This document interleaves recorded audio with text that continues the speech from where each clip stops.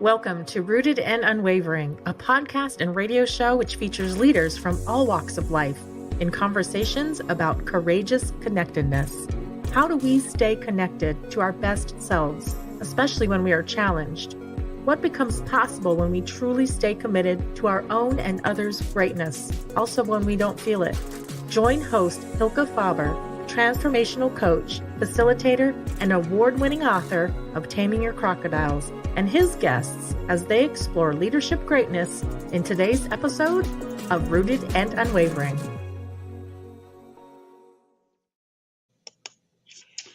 Welcome to the Rooted and Unwavering podcast, where we help leaders connect with their innate potential. We're broadcasting live today from Phoenix, Arizona and Mount Vernon, Washington, and I'm your guest host, Rick Gage.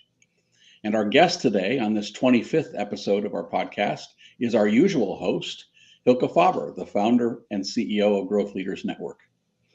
After 24 episodes, deep conversations with amazing leaders that I found very engaging and insightful, I thought maybe it was time for us to turn the tables and get to know our host in a bit different way. And I'm so delighted that Hylke agreed. So Hylke, how does it feel so far being the guest? Fun and uncomfortable. I feel still like I should be saying what you're saying, but keep going. Yes, I love it.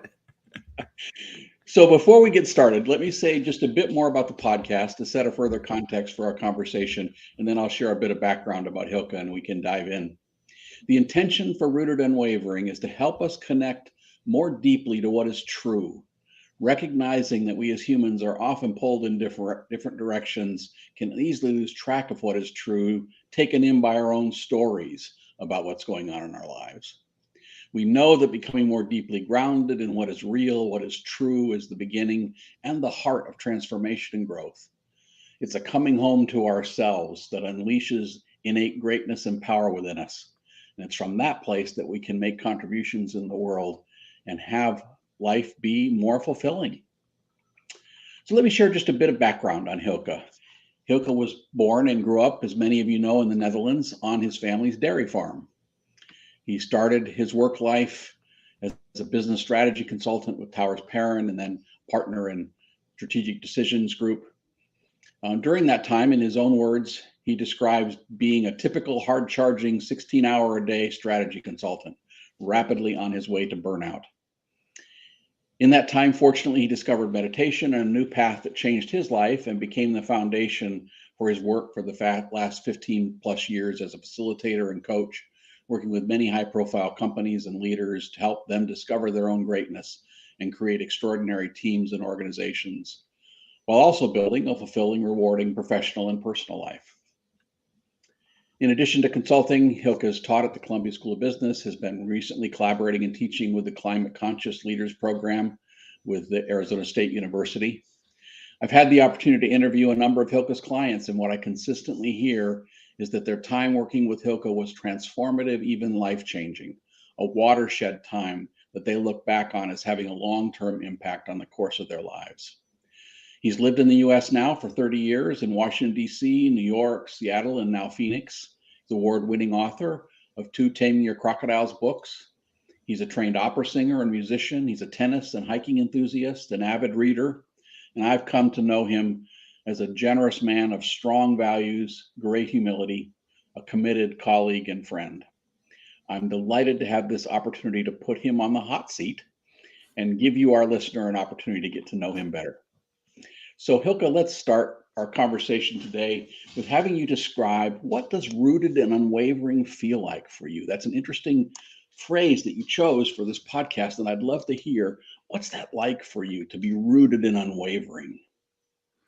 Well, just listening to your introduction, I had an experience of that, a very particular experience, and I teared up a little bit because I felt very seen by what you said. And I wish for anyone in the world to have people introduce them as you just did.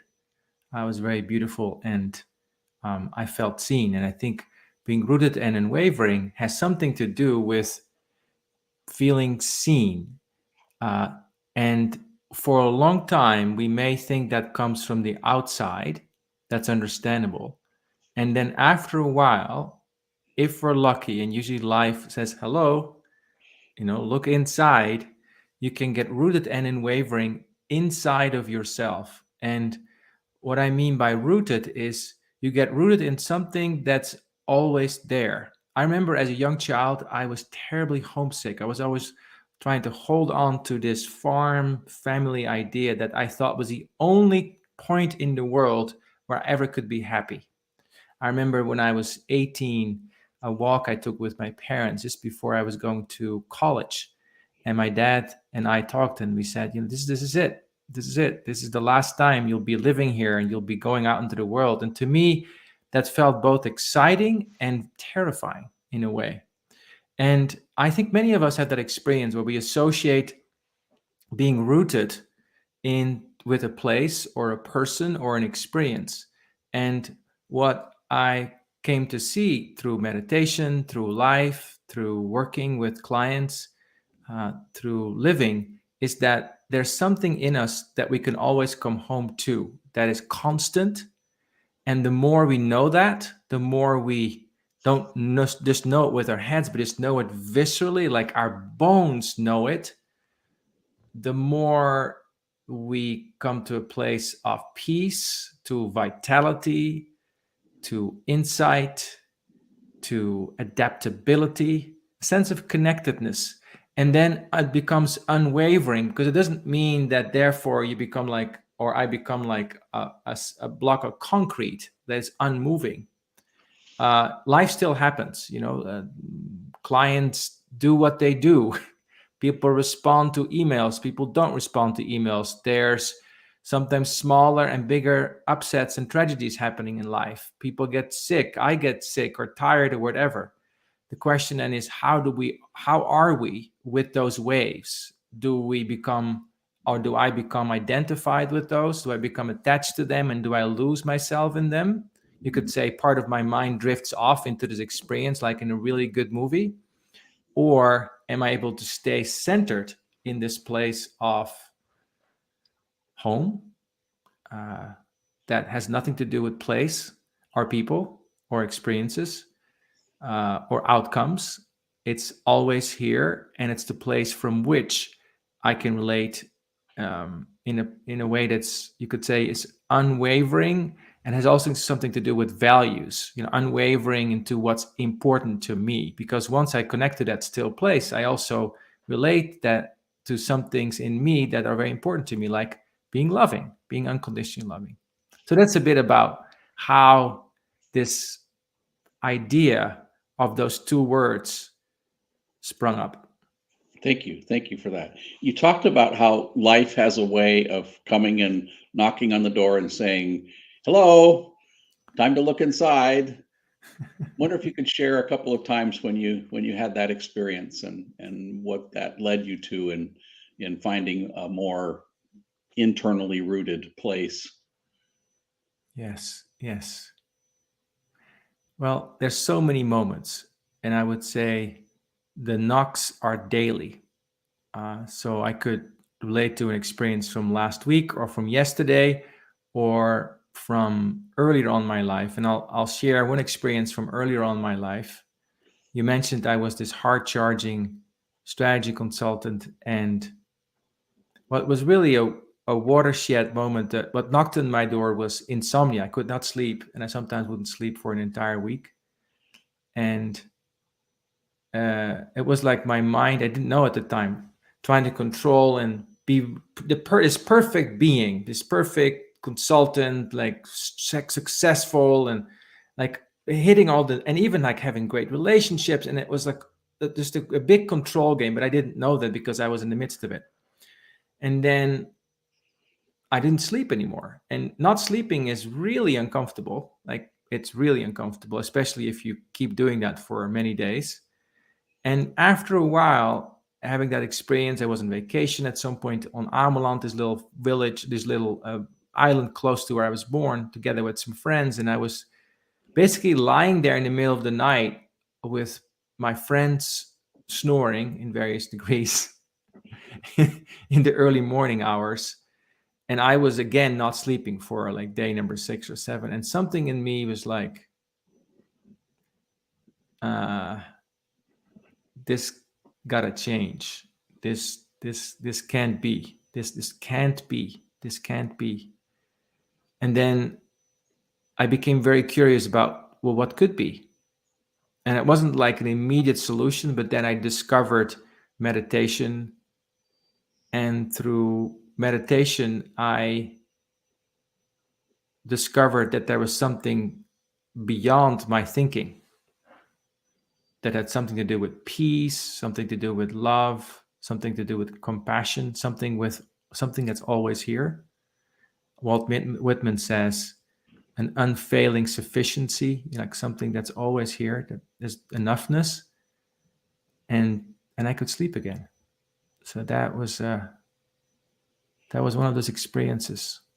So how long did it take from that sort of night with friends snoring to the point at which you were able to get back to sleep again? Well, it took about a year, because I started with yoga, which helped a little bit, but not quite. And then I went on vacation to Vietnam, and I had somebody there that I met in yoga that said, I want to teach you meditation. So he taught me meditation, and I sat down in one of those temples by a very noisy street in Ho Chi Minh City for an hour. And it was very painful for me because this person had me sit cross-legged, which I did not know how to do.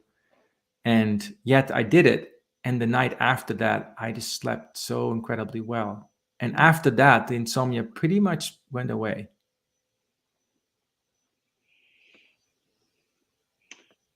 And insomnia erodes so many things that having some sleep, some good sleep, can be a building block for lots of other things. Maybe say a little bit more about how meditation has opened up for you this access to unfailing sufficiency and other core truths for you. Yeah. Well, to me, it's like brushing my teeth.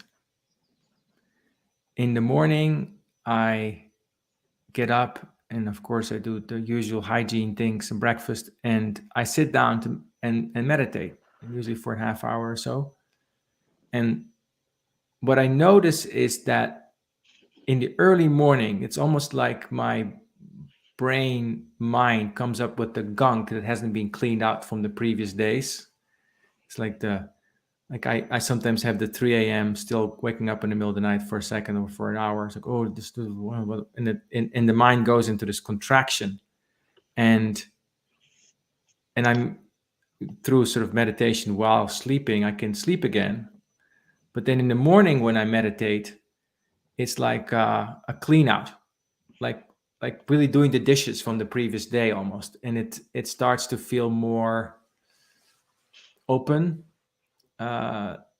more grounded, more manageable, more kind, and the energy drops from the head more into the heart. That's what meditation helps me do. Now, I also have to say, I don't want to make just an advertisement for meditation, because I remember once sitting in meditation hall and everybody was talking about this, and I thought for a second, wait, we're now getting very attached to this thing of meditation. Now we have to do this well, and I even have some pride in, my ego has some pride in doing this 30 minutes every day, or something like that. It's just a tool. It's like having a conversation with you as a tool. It's also, meditation simply becoming familiar with reality. That's what the word points to, right? And the practice points to. So that's always, and it's not just this practice. It happens while walking, while having breakfast, while having a conversation with your friend, while being in a meeting, while writing something. It can be always. It's just an orientation of, you could say, connectedness. And that to me is the takeaway from meditation. It helped to orient me from running after to connecting to something that's deeper here. Yeah, thank you for that. As you describe it a little bit here, and as we've talked about this before, the sense of rootedness and unwaveringness is something we return to again and again. Yeah. That we lose hold of it, and then we come back. And I'd love for you to describe some more recent, perhaps, experiences of when you lost that rootedness and unwaveringness, and how you noticed that you lost it, and what brought you back. I really don't like this question, Rick, because now I have to come clean. Okay. Perfect. So, well, one experience comes to mind. And I love you asking this question because when we do workshops or when I facilitate workshops with others, I always think of examples that are happening in the last few days. And what's interesting over the last 15 to 20 years is that these examples are always there. So that's a data point. They're always there. So if we did this episode a year from now, I'm sure I'll have another episode. So that's the first thing to notice, is that it's not wrong that we have these experiences. It's more like, I have these experiences to learn something, to become more rooted, you could say, to expand my perspective. So an experience I had this week was with a client. I got an email from them saying that they wanted to change the scope by 50%, and that they wanted to change our fees with about 80%. And both of them were downward. And so I got that email, and I sent an email back with, okay, so let's think about the scope, and here's my perspective on what the work that's already been done. And part of my mind wants to please, right? My mind says, okay, sure, we'll do 50% less of work and you pay us 80% less. It's okay. I'm going to be a good, nice boy, and I'm like a really compassionate person, and I'm so peaceful. But then something in me says, well, hold on. What's going on here? What's really going on here? Like what's really going on here? And I looked at the deliverables that we created, the time we had spent. And so I sent an email back saying, yes, I see that the scope needs to be reduced given some things that were happening in the company with organization change that they couldn't foresee. And I understand you have a budget constraint. And this is the work that's already been done. Therefore, I propose that we meet somewhere in the middle. And I gave them the number. And while I wrote that, I felt very strong. It felt almost like, when you're singing or something, like the energy was flowing, and I felt like in it. And I sent the email around 10 o'clock in the morning, and I did my coachings, and from time to time I was checking my email. Has this client responded yet? And they hadn't responded. And night came and they hadn't responded. And I felt I went to the end of my day. I was like, okay, well, this is what it is. It's fine. It'll be fine. However, then at about 3 a.m. in the morning, I woke up and my brain started to go like, oh, you shouldn't have said that. You are way too assertive. You will now lose all work with this client. This kind of catastrophic thinking started to kick in. And I couldn't stop the thinking, because the thinking just did what the thinking does. And I come to understand this is the crocodile, right? This is the reptilian survival brain that needs to protect me from the worst case scenarios by letting me see what that could be. It's like, okay, well, you do your work. The Titanic didn't do that very well, so it's good that I have this mechanism in me. That's okay. But I could feel it in my mind, like I started to feel like all overheated, stressed out. And then I just noticed it. I was like, what am I doing? I'm being caught in some maelstrom of thoughts. So I breathed and asked myself a simple question. Is this true? I don't know whether this is true. This is probably not true. And it feels familiar, like ego attachment madness happening in me. So what if I let this go? What if I just let this go and come back to my heart and just let this go and let go of my control? Because I realized it was my fear of outcomes that was influencing me, and be really kind to myself and to this other person, because I realized the mind wasn't very kind to me or the other person. And then just by being able to drop that, I touched into something deeper in me that was more quiet, more peaceful, and I went back to sleep. And then the next morning I woke up, And there was an email saying, "Thank you so much for sharing your perspective so kindly, and that makes total sense for me. Let's go this way." And I thought, I'll be darned. It's so interesting how so often any gaps that may exist, just natural gaps in communication, or the unreplied to email is the classic example. Our mind fills in a story about what Yes. that's about, and the Yes. story writers are almost always crocodiles or fearful parts of us that Yes. start writing in what are the horrible things that might happen. I Yes. loved in what you described, Hilke, though. Also, there was you described, I think, as an overheated mind, recognizing kind of the energy of the thoughts that were this is a familiar ego energy control kind of set of thoughts. So there were several sort of flags that you had that you could use to identify, oh, I'm in that unrooted state. I'm in that Yeah. not remembering what's real state. And then you use the question, just, is it real? Is it true? Yes. And often the follow-up question, can I really know that it's true? Yeah. As a way to sort of deepen into that, and that helps you say, well, no, I can't really know that that's true, and No. yeah, this is just a story. Yes. Yes. Reminds me of the theme you've heard me often say: no news is just no news. Right. It's Right. it's Right. just a gap in news. It's not a new story, although Right. my mind wants to make it that very quickly. Yes. Yes. Yeah. I am struck by, Rick, that there's the two-parter to it. Is it truthful, and is it loving, Hmm. kind? And in the last few years, I've really started to develop a deeper relationship with the second question as well, which is this kind and loving.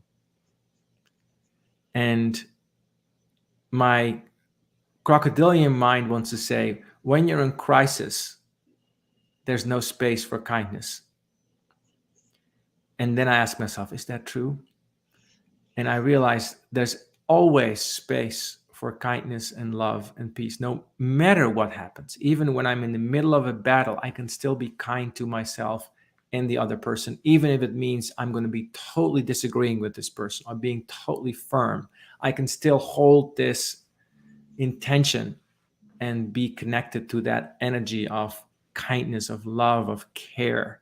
I was coaching somebody last night, and this was a senior executive in a technology company, and they were describing a conflict they had with another of their peers, and it was basically about getting into each other's territory. Their colleague felt that they were getting into their territory with their team all the time, and they thought that they were being very innovative and actually very purposeful, right? So we're talking about this, and it was interesting, right? Because this person that I was coaching, let's call them Carlos.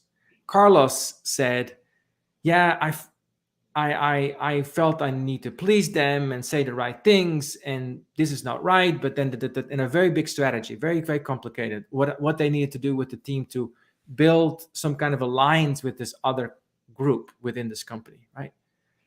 And it was very apparent that this was all mind stuff, but not high mind, but very low contracted mind stuff, like fearful mind stuff that was talking. It makes it very complex. That's another way we can think. It's not always like panicky. It can always also be very, very complicated, but very and sophisticated, but very complicated, right? And so then a way to get through that is by asking, so what do you feel about this, Carlos? And Carlos said, I feel angry, right? Now, in some school of thought, you could say, well, anger has no place in love, but that's not true, right? Martin Luther King was a great example of, and Gandhi were great examples of saying, no, I am standing for this.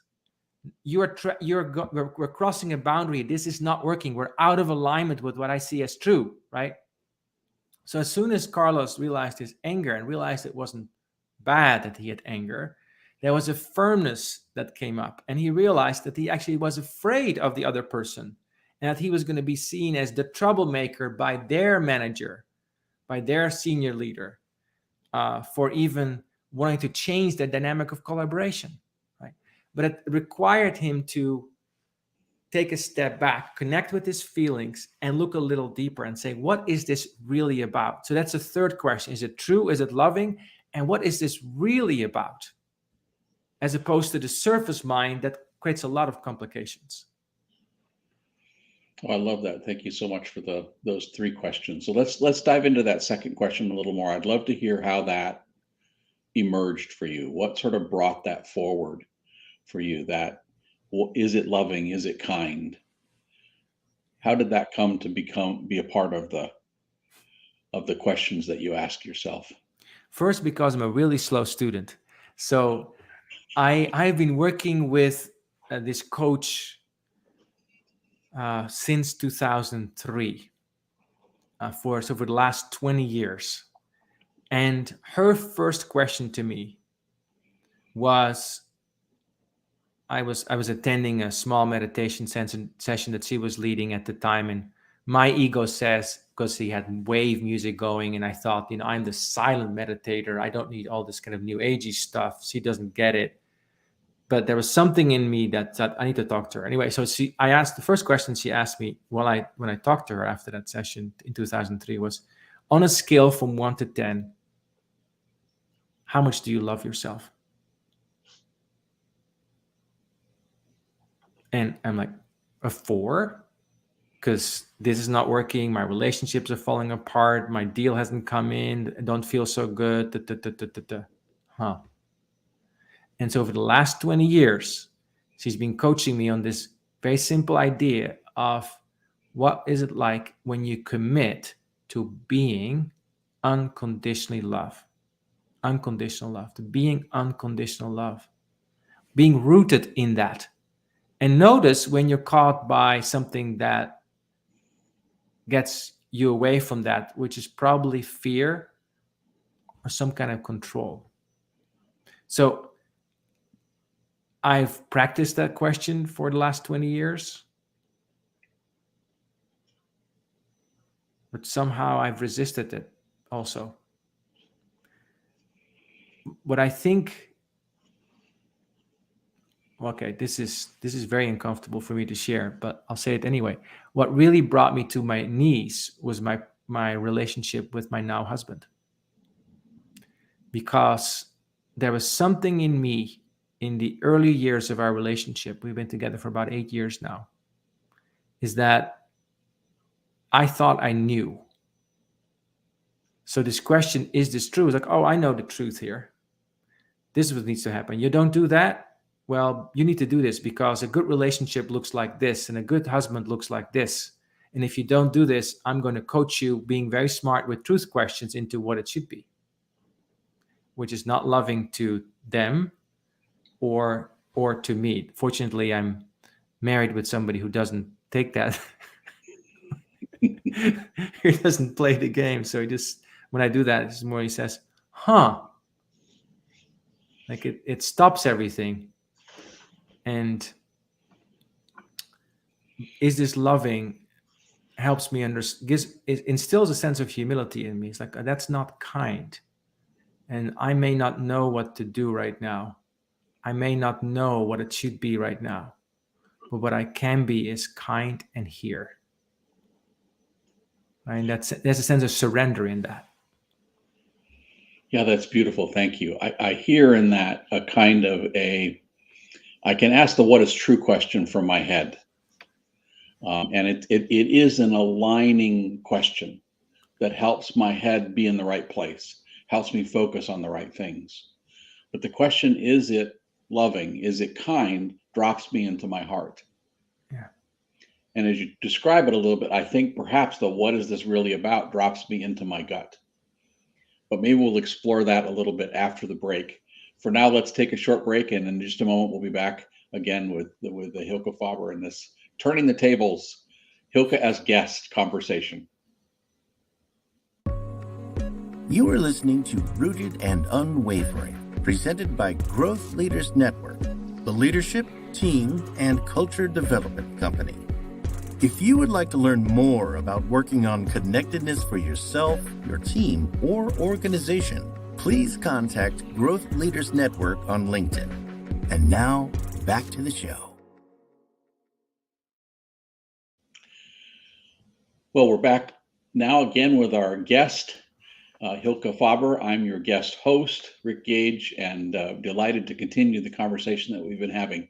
Hylke, I loved what you shared in the first half of our conversation about what rooted and unwavering feels like for you, and where that's come from, and some of how you notice when you're there and when you're not. And these three questions that you've flagged for us that we've talked a little bit about, I'd like to dig in a bit further on.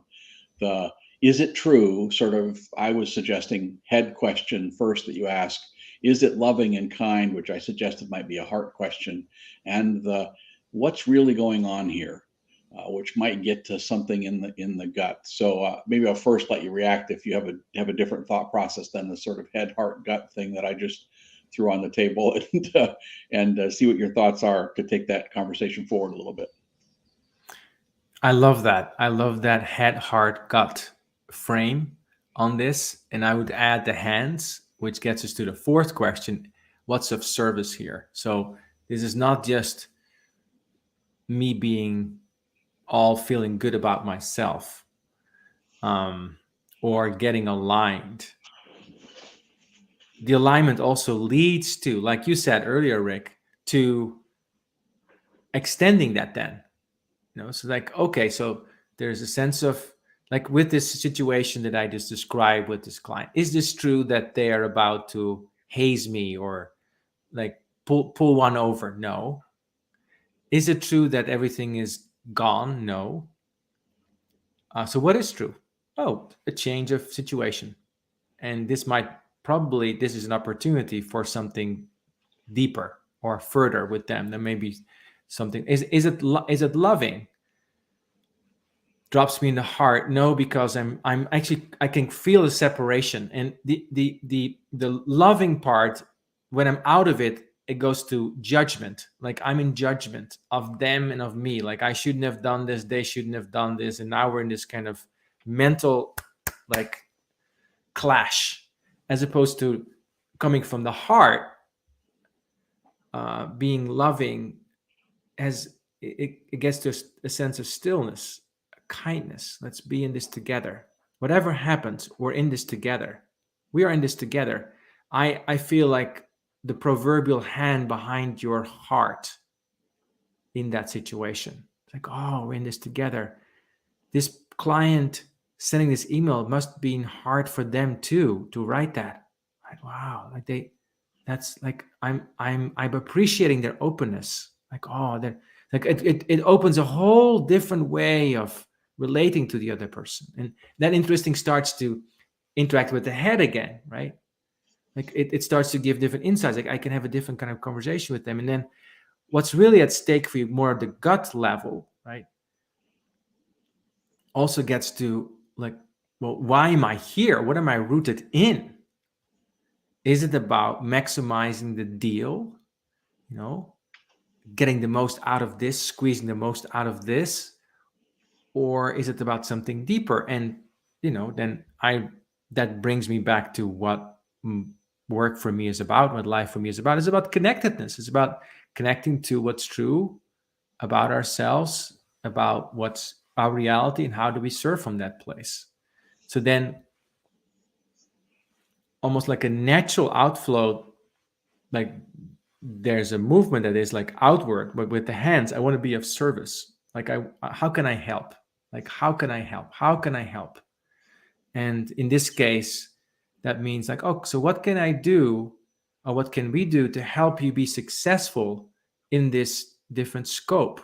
Like, and my ego brain will say, well, you cut it, I'm going to cut you too, as opposed, no, and then we have a beautiful interaction together. It gets to a much better place.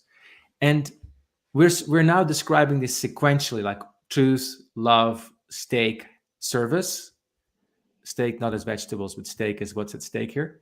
And it can be in any order. And I find that the fourth question, how can I be of service here, can be a question that can cut through all the others, because it takes me out of my shell. Like at 3 a.m. that night, if I had been able to get to the question, what's of service, it would have probably quieted my mental chatter even faster than it did. Well, but let me caution a little bit, because I often rush to the service question, Ah, and I don't let the other questions surface. And even as you just recounted the story, you kind of skimmed past the what's at stake question, because a part of what I heard come up was, wait a minute, we've done more work than that. uh-huh. And rather than just give in, oh yes, I'll go along, that would be of service. Yeah, if I just asked the service question, then it would be of service for me to That's true. acquiesce to the client's request. But really, there's something else at stake here. That's my guts telling me, wait a minute, this isn't fair, this isn't right. There's a boundary here that I need to pay some attention to, and I need to advocate for myself so I can trust myself, and I also stand for something here. Yes, Yes, I want to be of service. Yes, I stand for the client, and I yes, also stand for me and my yes, team. yes, I mean, yes. that balance is an important piece. So I really like all the questions, and you're right, they can come in any order and surface in any way, but they're all important. I love that. I also like what you said just now about when I dare to take a stand for myself, it helps to create more trust for myself. And paradoxically, when I don't, basically I give into some kind of fear of what might happen. Like if I did, but now I'm creating what might happen by giving in to the fearful scenario, which is I'm just going along with what's not true.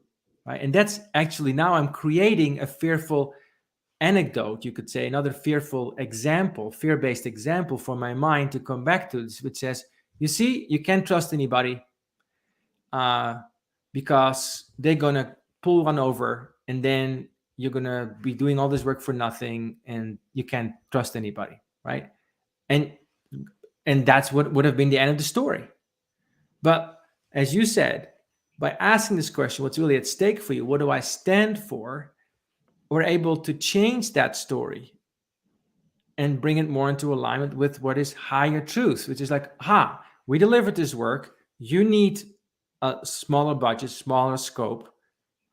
Let's find a way that works for everyone. Now, I even give my mind a little reminder saying, don't mess with Hylke, right? Don't mess with Hylke. He stands for something, and you can rely on that. And that to me is part of connectedness as well. It's not all like gooey and soft and kind and cuddly. It's also firm and learning to stand in our own truth and also enjoying that, not to hurt the other, but to actually practice self-respect and dignity. I think that's beautiful, and Hilke touches something that's quite personal, I think, for you and I, and even in our relationship. We're both people who very much value generosity and whose instinct is to be generous. And there have been many times in our relationship over the last several years when our instinct to be generous has been for each of us a not paying attention to something that was important to us. Yeah. And it's been a learning process that it's better for us in the long run if we pay attention to that niggle, that sense that there's something here that doesn't feel right or fair to me. And each time we have confronted those things together, it's deepened relationship and brought us forward. Yes. And that leads me to maybe a shift in the focus of our conversation a little bit. I'd love to explore with you a little bit how Rooted and Unwavering supports connectedness, and in particular connected teamwork. We've spent the last several years focused on connectedness, the last couple years focused on how connectedness can really help teams function at the next level. Talk a little bit about how you see rootedness and unwaveringness as valuable in the context of teams and teamwork. Yes. So it's interesting when I connect the dots going back, And we've been working with teams for the last 20 years, I would say, 20 years. And when I connect back to all the retreats and all the workshops and all the development journeys and all the coachings, individual or with groups, that was done, that I was part of or that I observed, that I led, the thing that always made the difference was where people became truthful and people became rooted in something deeper than the superficial conversation. Like we accessed a deeper level of intelligence. And that intelligence wasn't just words, it was also feelings, it was meaning, it was the way we had conversations, the way decisions were made, but it came from a much deeper place. Like there was almost like, when you have a beautiful piece of music, there's an undercurrent of the melody that sweeps everything with, like where by itself the little drum going doesn't mean too much, but the drum in the Ninth Symphony or I don't even know the Fourth Symphony from Beethoven makes a big impact because it's enveloped in this deeper intelligence. And that's what I would say happens when you work with teams on connectedness. Now that may sound esoteric, so make that very specific, right? For a team, what brings that deeper connectedness is, one, people connecting to themselves, right? So if everybody's phoning it in, nobody's there. We just have like sort of an almost artificial intelligence reality where there's just computers talking to each other, which, by the way, has a great function too, but that's not what this is about, right? It's like, okay, so let's think about a team. We talk about an issue. Think about the example just I mentioned with Carlos and his colleague, but that could be a team issue. Is a team issue. Okay, so we're going to just placate it and put some values on it. We're going to be respectful and we're going to be owning no, that's BS. We're going to talk about how does that feel? What is at stake for you? What's caring? Like we're asking those deeper questions to access a deeper level. So the first piece of connectedness is people connecting to themselves and also realizing when their reptilian brain, like I was just describing with this other client, was just acting up, or whether I'm coming from this deeper values-driven place, right? The second part of that is connecting to each other. And that means that I need to be able to see Rick, right? So in our interactions, when you do something that I don't like, am I therefore going to judge the heck out of you? Or think, my old story, I have to do it all by myself? No, that's my judgment. So I can step out of that. I can accept you for who you are, accept you for the brilliant being that you are, that is unchanging, that's always. I can see the unfailing sufficiency in you. And at the same time, I can have honest conversations with you and honor you with my truth and hear your truth so we can be in truth together. That's connecting to each other, part of that. And there's a lot more to that. And then the third part is connecting to the task, to the purpose. Why are we here together? Like, why are we here together? What is the purpose of this team? So with Carlos and his group, it's to create a better experience for their customers. It's not about one person owning and the other person not owning. No, that's besides the point. That's not purposeful. So what's the purpose? So part of working with teams is to ground on the bigger why, which always is higher than the next quarter or the next year's number. That's important too, because without that, we won't have a business, right? Shareholders won't pay for what we're going to do here. But what is it that we are here for? What is it that we are really here to do? Why do we do what we do? And when we connect teams with those three pieces, and that's an ongoing practice,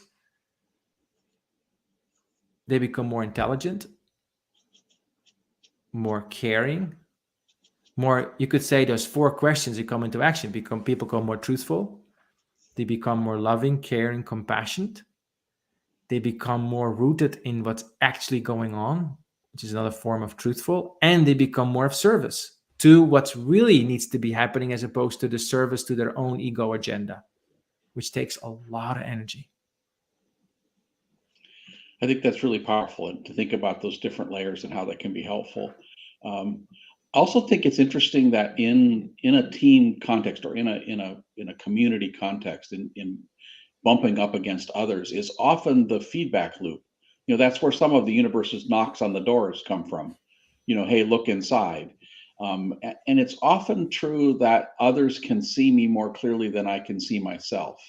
So when I'm in a context of a loving, supportive relationship in a work setting, my colleagues can be a huge advantage to me in understanding myself and Yes. in getting more clarity about what's important to me.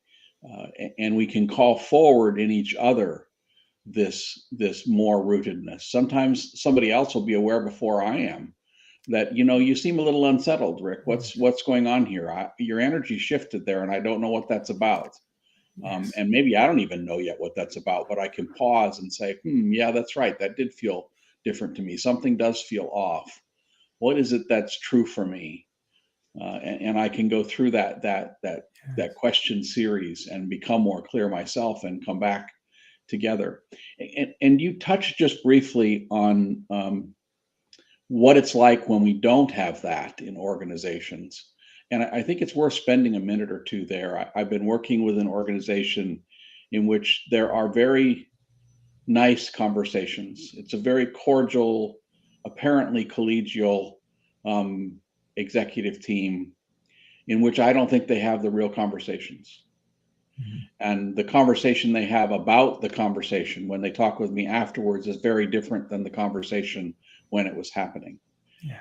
And I think there's kind of an epidemic right now of these not real conversations that are happening in organizations. And there is, just as it is in life, not sustainable as individuals to be locked in this not real conversations happening internally. It's not viable in organizations to have conversations that aren't real.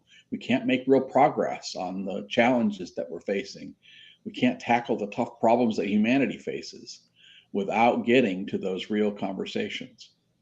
I'd love your perspective on how you see teams functioning when they're not having some of this kind of connectedness. What are some of the symptoms that might be clues that some deeper focus on connectedness and this rootedness and unwaveringness would be helpful? Well, the simple reflection would be always, because it's not an end station. Like truth, love, service are not things that you get and then you're done. To me, it's a lifelong project of discovery, right? So for me to be on a team means I'm always working on myself. I'm always, as you suggested, in feedback with the other, connecting to the other and learning from them. And I'm always thinking about, so what is of service now? And it can be very different from the way it was yesterday, because situations can change even though my purpose may stay the same. Yeah. Now, how practically do we see teams having like a high need, even though I just said it was always, but a high need to do something about it? Well, the first thing that I would say is the entropy, which is the energy not available for productive use, is high, which means a lot of conversations happen about the conversation, but the conversation doesn't happen, like you were suggesting. That people are writing very long emails to each other to explain their positions. There's defensiveness happening. That we are not making progress towards our goals. That we have people dominating the conversation, that there's a lot of drama, that we're pleasing each other all the time, that we are always in opposition to each other, that we're in some kind of competition with each other, that we are not enjoying what we're doing, right? That we're getting feedback from the people that we lead, that we are causing a lot of confusion, that people have no idea how it's all going to work out, that our agendas are overly full, that we're not feeling we're living our best life. Like life continues happening and we just feel like we're phoning it. These are all symptoms, you could say. It's like, we could say, well, this is just how work is. This is, when you're part of a team, you're not supposed to say what's really going on. Or you can say, well, wait a second, is that true? What would happen? What would happen? What if? And not to make that wrong where we are. This is a part of our human evolution. There's reasons that we don't say what's on our mind because we don't want to get fired, or we don't want to lose our pole position, or we don't have any experience doing that, right? We can be compassionate with ourselves. But when that's happening, you can say, well, what if I just allowed myself to be a little bit more connected today to what's truthful, loving, and of service, even if the rest of my team doesn't do it. And then if I have the wherewithal, the position maybe, but definitely the influence, I can ask my team, so what would happen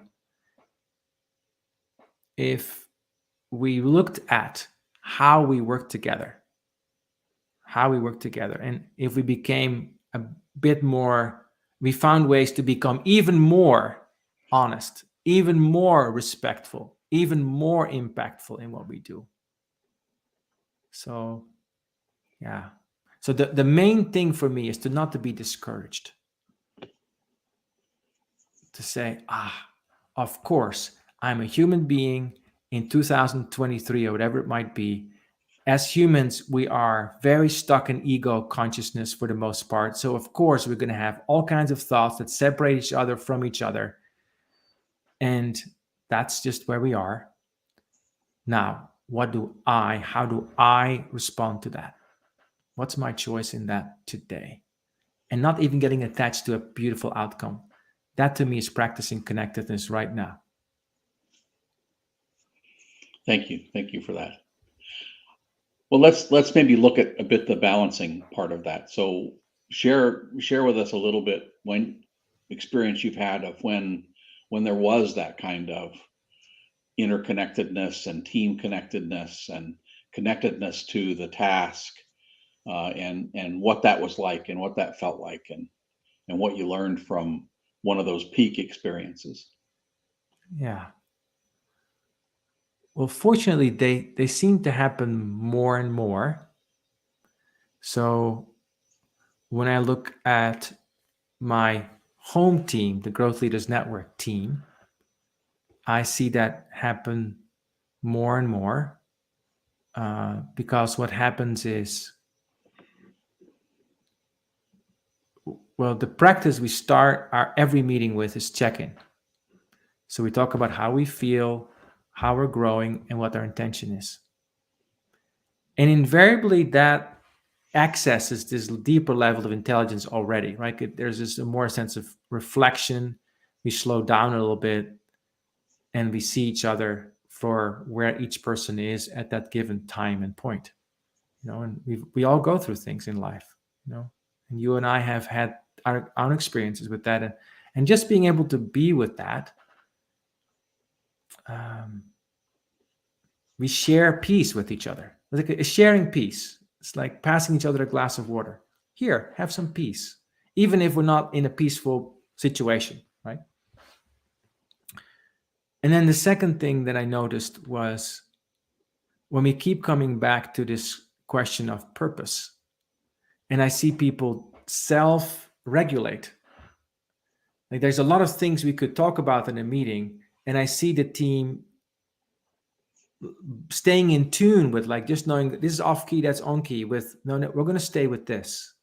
So a great example of that is a colleague of ours from Eastern Europe who teaches me always to keep it simple.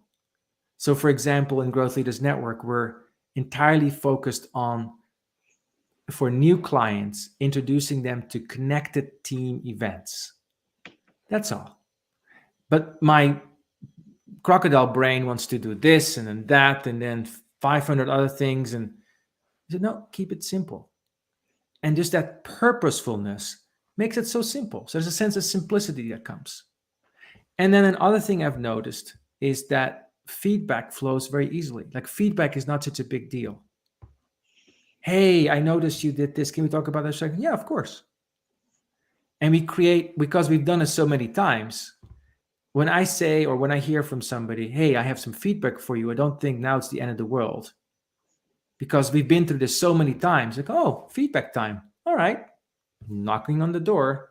Let's talk about this. Because I know what's on the other end, which is growth, kindness, and a deeper rootedness. So I could talk about this for a lot more, but those are some of the things I want to say. And then maybe as a last thing is, I just notice people being more joyful. Just more joyful. Because they're more people, everybody's more, you could say, feeling taller on the inside. And we help each other that way. Yeah, I appreciate those reflections. I love how I would describe it as reclaiming the word feedback, because I think feedback has come to have a negative charge for many of us. And I hear you reclaiming it in a way that this is a positive element of relationship. This is how relationships deepen and form and grow. And I think that's really positive. I have a colleague who said that sometimes people just blurt something that really strikes you deeply. She said something like, we're okay being angry with each other because we know we love each other. Yes. We can be in conflict and we're okay because we know there's something deeper that holds us together. And that this conflict will come and go. It's weather that will pass, and that sort of deeper connectedness creates the opportunity for teams to have the healthy conflict and discussion and different points of view that allow better decision making and better creativity and more energy. And I love that you highlighted the sort of joyfulness. I noticed that in the teams that are connected, I think of in every Friday meeting that we've had, Hylke, for a long time, there's lots of laughter with another colleague that we get to meet with. And that laughter is a good sign of a healthy relationship and of collaboration. Well, we're just about at the end of our time, Hylke. Let me just offer an opening, as you always do. What else would you like to say before we close today? That I've enjoyed this conversation. I feel the connectedness and the joy of reflecting on what it means to connect together with others. And maybe that's my invitation to people who listen. Everything that's said here are just parts of perspectives from two people. And to me, the power is not so much in what's being said, but that we're talking about it. So my invitation, if you're listening, is to have conversations about what does it mean to be truthful, loving, and of service? What does it mean to be connected with yourselves and with others? As simple as that. Thank you for joining this Turn episode of Rooted Unwavering, in which Hylke Faber has been our guest. Well, next time we'll be back again to the usual format, and Hylke will be the host, and we'll look forward to more conversations over the coming weeks and months. Thanks, everyone, for joining.